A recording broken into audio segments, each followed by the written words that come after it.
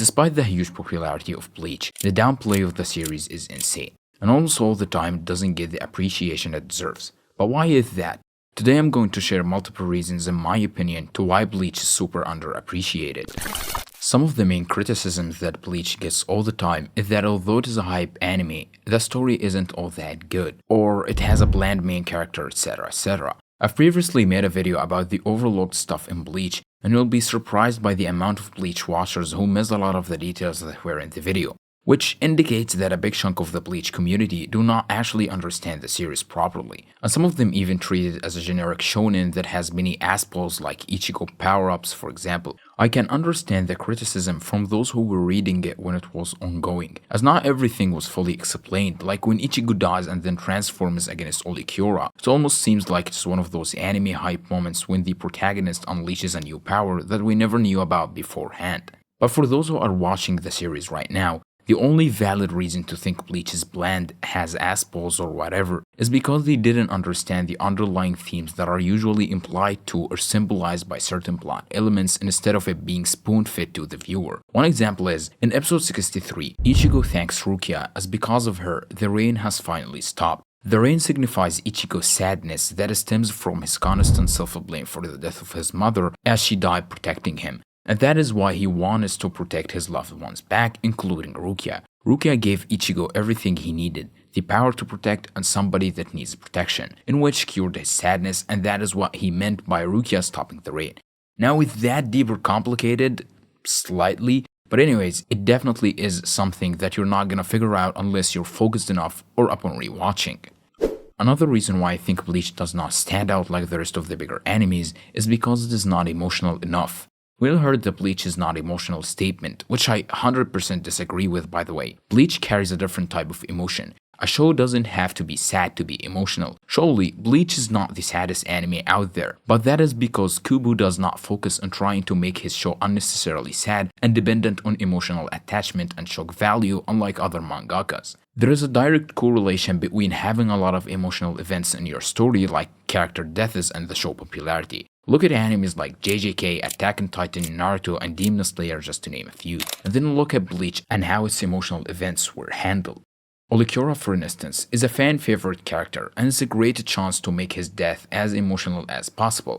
And although it was hella emotional, we didn't get no speeches, regret, or repeated flashbacks everywhere before his death, but instead, we had him referencing another character's words that are in line with his story arc, which happened about 50 episodes prior, without even reminding us that Olikyora means those words. Now if Olikyora was a Naruto character, here's how his death would be like. ほう、大した力だ。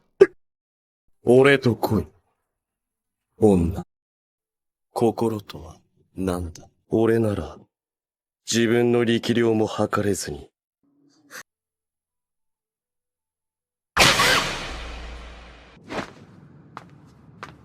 1時間後に、もう一度来る。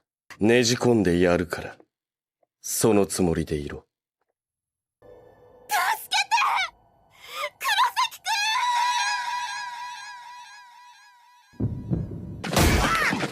Fight back! Fight back! Fight back! 早くしろ。俺にはもう歩く力も残ってはいない。断る。なんだと？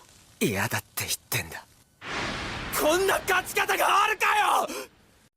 切り落としたのも俺か。さっきまで戦ってたのは、滅をかして意識の消えた俺だ。あれは俺じゃねえ。勝負をつけるなら。ようやくお前たちに少し興味が出てきたところだったんだがな。And I'm not hating on Kishimoto's approach in Naruto, but what I'm trying to say is, the emotions were there in Bleach just like Naruto or any other emotional anime. The only difference is the way they were portrayed. Bleach is indeed emotional, and if Kubo tried expressing those emotions in a simple manner that the majority of audience would understand, which he could by the way but he refuses to, I think the said majority of audience would have appreciated the series more. Because let's face it, we don't like a show only for how good it is writing-wise, but also for the emotions that this show carries.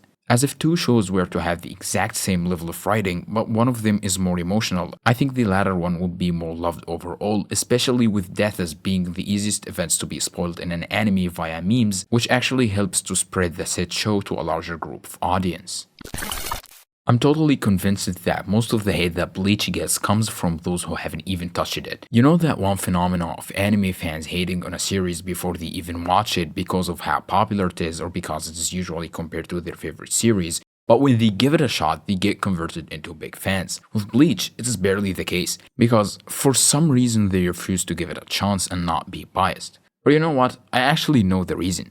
And it is because of the misinformation that kept spreading for the past couple of years like wildfire, as if nobody with reading comprehension has read the series except those who spread this misinformation. But there is another factor that helped the misinformation keep spreading. The 10-year hiatus definitely affected the series. Think about the animes that were big back in the day, but now are barely talked about. Even animes like Dragon Ball suffered the same fate of being labeled as hype but terribly read and carried by nostalgia anime. Now, I didn't watch Dragon Ball, so I cannot really confirm whether this is true or not, but I've never heard anybody saying that shit 10 years ago. And it's called recency bias. If a series is not constantly proving itself by dropping new bangers, it will not only be forgotten eventually, but will also start to get hate for both valid and invalid reasons. And I tell you what, Naruto is definitely gonna get hate at a certain point in the future. I can see it happening. I can see anime fans turning against Naruto when One Piece and Bleach reach the climax of their story. It is currently happening to Jujutsu Kaisen.